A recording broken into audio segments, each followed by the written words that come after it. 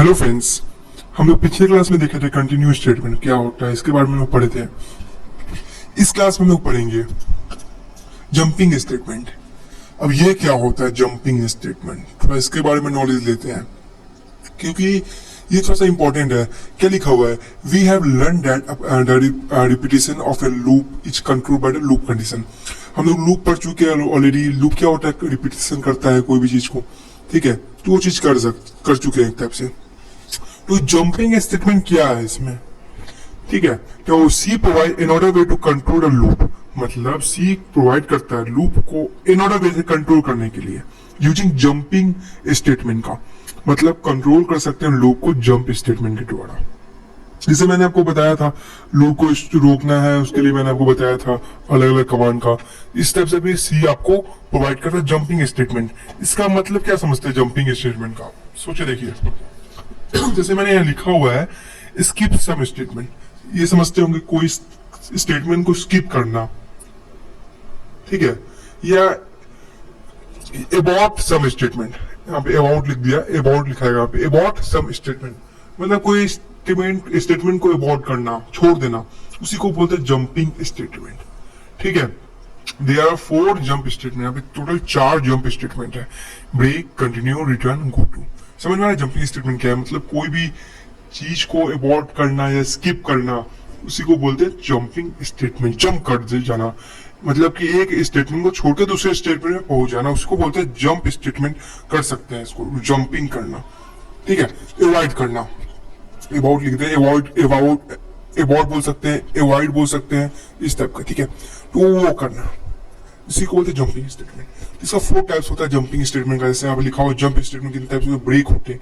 तो हम लोग ऑलरेडी ब्रेक पढ़ चुके हैं, क्या चीज में पढ़े, स्विच में पढ़े हैं, याद होगा आपको। कंटिन्यू कल पढ़े थे हम लोग, इससे पहले वाले क्लास में कंटिन्यू स्टेटमेंट याद है, ये वाला, होप समझ में आओ। रिटर्न, कंटिन्यू के अंदर रिटर्न पढ़े होंगे। अच्छा, रिटर्न नहीं पढ़े तो अभी बता देंगे। आप पढ़ते हैं गो टू, एक क्लास बचा हुआ है गो टू, वो बता देता हूँ, फिर क्लास को एंड कर दूंगा। कोई बड़ा वीडियो नहीं है, छोटा सा वीडियो है बस। यहाँ पे हम लोग गो टू स्टेटमेंट के पास होते हैं। ये क्या होता है go to statement, unconditionally transfer control.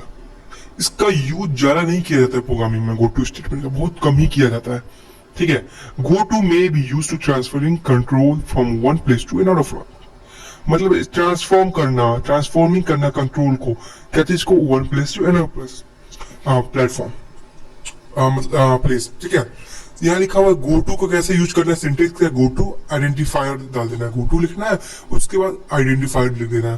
तो मैं बताता हूँ, प्रैक्टिकल में दिखा देता हूँ आपको, प्रोग्राम दिखा दूंगा एग्जाम्पल में, तो समझ में आ जाएगा। ओके,